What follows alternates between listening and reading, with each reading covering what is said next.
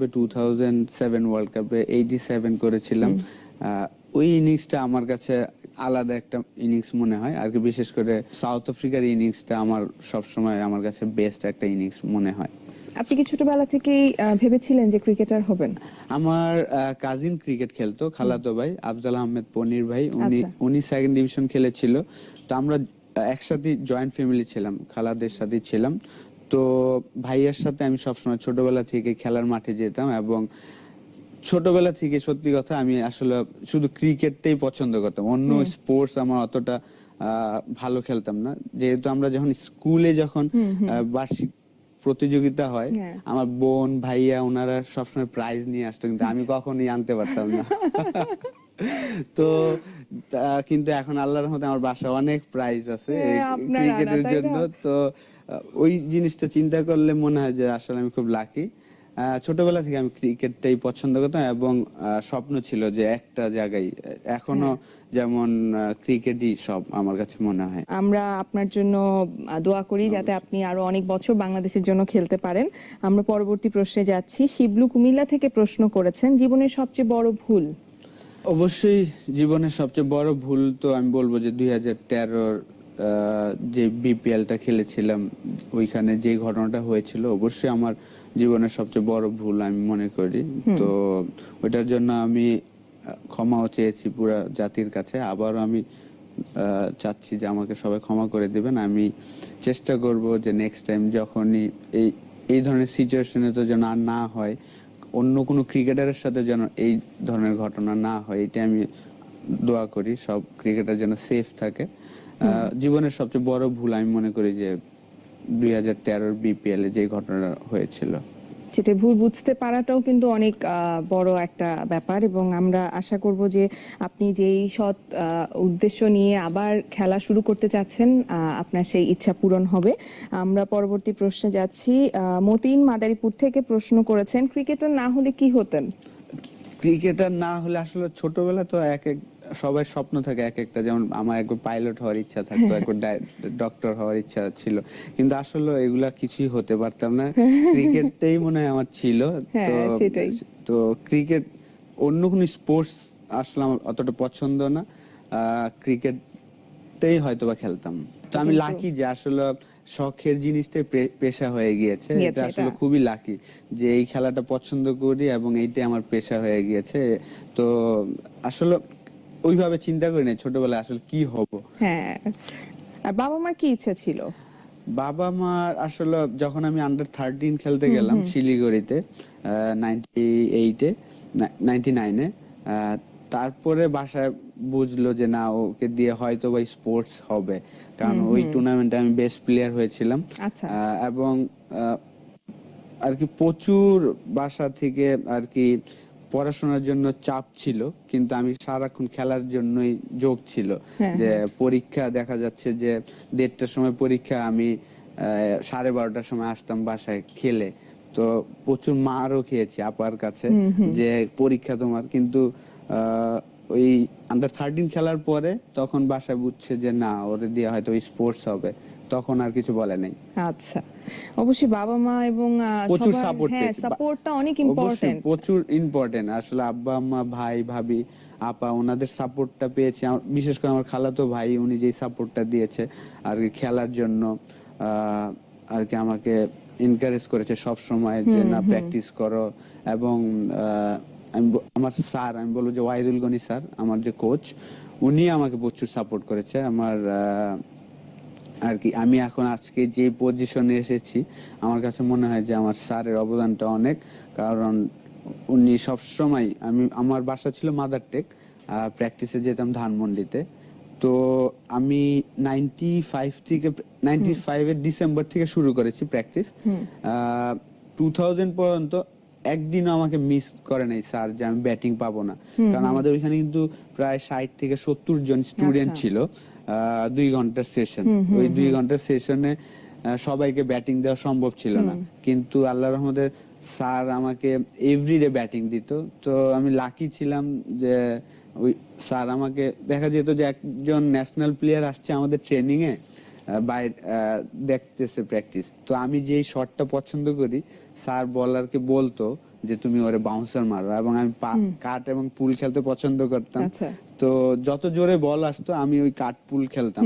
তো তখন কিন্তু এই একটা ন্যাশনাল প্লেয়ার, এক্স প্লেয়ার, ওনারা এসে যখন দেখতো বলতো যে না, এই বাচ্চা ছেলেটা ভালো খেলছে। তো এই যে স্যারের যে ছোট ছোট জিনিসগুলা, এই জিনিসগুলা কিন্তু আমি লাকি যে আমি পেয়েছি আর কি স্যারের কাছ থেকে। এটা কিন্তু আসলে একজন যে কোচ, মানে যে শেখায়, আসলে এটা তার সেই দেখার দূরদর্শিতাটা কিন্তু অনেক আগে থেকেই থাকে, সে কিন্তু দেখতে পায় একজনের মাঝে। এটা কিন্তু সবার ক্ষেত্রে মানে আপনি দেখবেন যে সবার ক্ষেত্রে কিন্তু এটা একদম পরীক্ষিত ভাবে প্রমাণিত। কারণ মানে আপনি দেখেন আপনার কোচ কিন্তু তখনই বুঝতে পেরেছিল যে এই ছেলেকে দিয়ে আসলে কিছু হবে, যার জন্য সে এভরিডে আপনাকে সেই সুযোগ দিয়েছে। এবং আপনার যখনই কোনো মানে সিনিয়র কেউ আসতো, তাকে দেখানোরও একটা যে ব্যাপার যে হ্যাঁ দেখো এই ছেলেটা এত ভালো করছে, এটা অবশ্যই অনেক বড় একটা ব্যাপার। এবং আমাদের যারা মুরব্বী আছেন, যারা আমাদের সিনিয়র আছেন, শিক্ষক বা কোচ যারা আছেন, তাদের আসলে ওই ভালোবাসা এবং ওই দেখার ব্যাপারটার জন্যই কিন্তু আমাদের অনেক দূর এগিয়ে যাওয়া হয়ে যায়। বিরতির আগে অনেক আড্ডা হলো, এখন আরো অনেক প্রশ্ন আছে। আমি একটু জানতে চাই যে মানে 97-এ যখন বাংলাদেশ আইসিসি ট্রফিটা জিতলো, তখন আপনার কেমন লেগেছিল? তখন আমি অনেক ছোট ছিলাম, আমার এতটুকু মনে আছে, কারণ ওই সময় ওই খেলাটা আমরা রেডিওতে শুনছিলাম, ফাইনাল ম্যাচটা। তো ওই ম্যাচের আগে তো আমরা সেমিফাইনাল জিতাতে আমরা বিশ্বকাপ খেলার সুযোগ পেলাম প্রথমবারের মতন। আকরাম ভাই একটা অসাধারণ ইনিংস খেলেছিল সেমিফাইনালে। তো ফাইনাল ম্যাচে যখন 1 বলে 1 রান দরকার, শান্ত ভাইয়ের পায়ে লেগে লেগ বাই 1 রান হলো, পাইলট ভাই লাস্ট ওভার একটা 6 মেরেছিল। তো তখন আমি অনেক ছোট ছিলাম, 11 বছর হবে তখন হয়তো আমার। তো আমার এতটুকু মনে আছে যে আমি বাসা থেকে প্লেট আর চামিচ নিয়ে রাস্তায় বের হয়েছিলাম যে বাংলাদেশ উইন করেছে এবং বাংলাদেশ ওয়ার্ল্ড কাপে খেলবে। এবং আমিও যেহেতু অলরেডি ক্রিকেট প্র্যাকটিস শুরু করেছি, 95 এর ডিসেম্বর থেকে শুরু করেছিলাম, তো 2 বছর আমি অলরেডি প্র্যাকটিস শুরু করেছি। তার মানে আমি রাইট ট্র্যাকে আছি আর কি। বাংলাদেশ উইন করা মানে তো আমি ওই রাইট ট্র্যাকে আছি। তো অন্যরকম ছিল ফিলিংসটা যে বাংলাদেশ ওয়ার্ল্ড কাপ খেলবে প্রথমবারের মতন, তো অন্যরকম ফিলিংস ছিল। ধরেন তখন তো আপনি টিমে ছিলেন না। না না, আমি তখন অনেক ছোট। তখন ছিলেন না। তো যখন টিমে থাকেন এবং বাংলাদেশ অনেক ভালো খেলে বা জিতে যান, তখন কেমন লাগে? প্রফেশনাল ক্রিকেটার হওয়ার পর থেকে অবশ্যই আসলে আমরা তো, আমি যখন স্টার্ট করেছি বাংলাদেশ টিমে, আমি খুব লাকি, আসলে আমি খুব লাকি যে আনলাকি আমি বলবো যে আকরাম ভাইরা ওনারা অনেক আনলাকি যে ওনারা কিন্তু আজকের ক্রিকেটটা এখানে নিয়ে আসছে। ওনাদের আগে যারা খেলেছিল ওনারা খেলে আকরাম ভাইরা আসছে, বুলবুল ভাইরা আসছে। আমরা লাকি, এখন যারা খেলছে ওরা আরো বেশি লাকি আমি বলবো, কারণ আমরা এখন ন্যাশনাল টিমে ঢুকলেই কিন্তু টেস্ট খেলবো, ওয়ানডে খেলবো, টি20 খেলবো আর কি। ওয়ার্ল্ডের এখন যে ফ্র্যাঞ্চাইজ লিগ হচ্ছে এগুলো খেলছি, কিন্তু আগে কিন্তু এটা ছিল না বাংলাদেশ।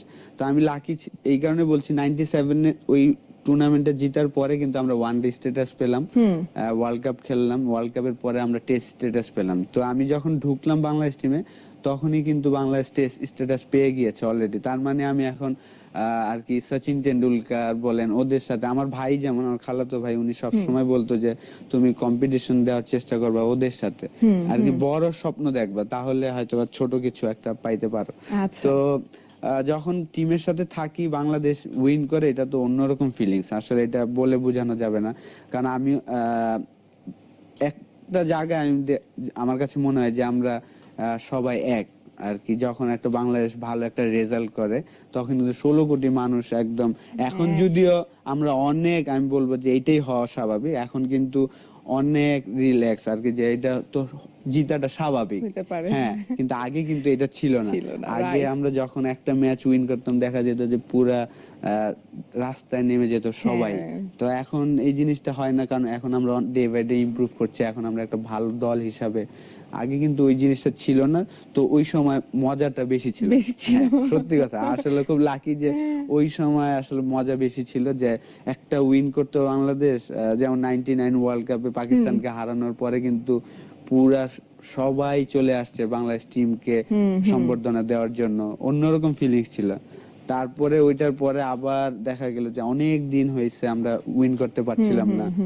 তারপর অস্ট্রেলিয়া, সাউথ আফ্রিকা, এইভাবে আস্তে আস্তে অন্যরকম ফিলিং ছিল। এখন তো আমরা আল্লাহর রহমতে লাস্ট 2 বছর অসাধারণ খেলছি। হ্যাঁ। তো এইটাই হওয়া উচিত। আচ্ছা, এটার সাথে আমি আরেকটা প্রশ্ন করি, সেটা হচ্ছে যে যখন জিতে যাই তখন তো আসলে আমরা অনেক খুশি হয়ে যাই, আপনারাও খুশি হন এবং আমরা যারা দেখি তারাও অনেক খুশি হয়ে যাই।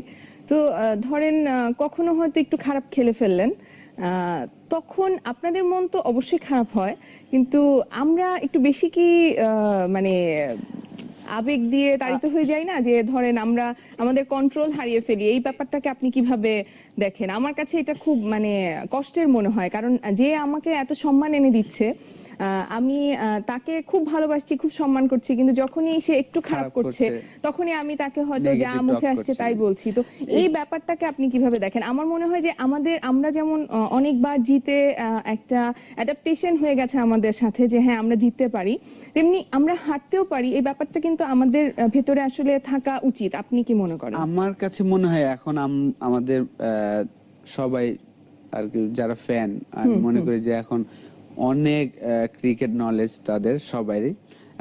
এই জিনিসটা আপনি যেটা বলছেন এটা অবশ্যই হওয়াটা স্বাভাবিক, বিশেষ করে আমাদের এই কালচারে।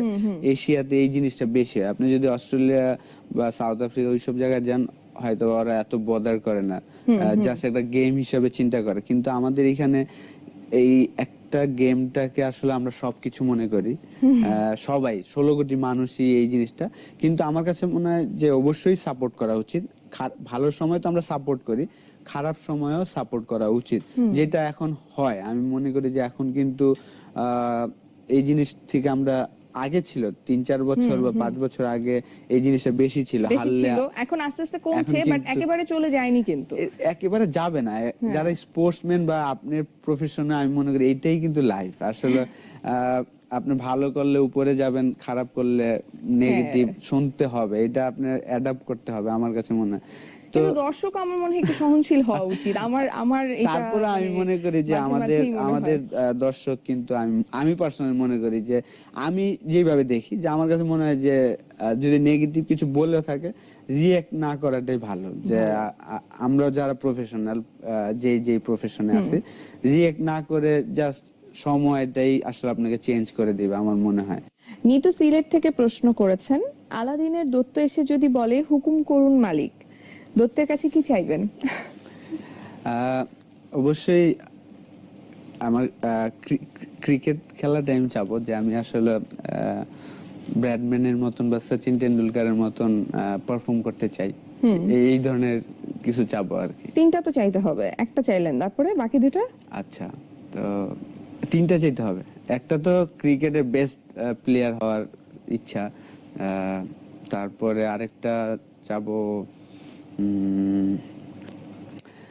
সুন্দর মতন যেন সবাই চলাফেরা করতে পারে, সবাই জীবনে যেন শান্তি থাকে, এই জিনিসটা চাবো। দেশের মানুষের জন্য, সবার জন্য, একদম ওয়ার্ল্ডের সবার জন্য, যে শান্তিতে থাকে যেন। ঝগড়া আমার পছন্দ না একদম। তো আর আরেকটা চাবো ক্রিকেট নিয়ে চাবো আর ক্রিকেট নিয়ে কিছু করতে চাই, যে আসলে ভালো কিছু।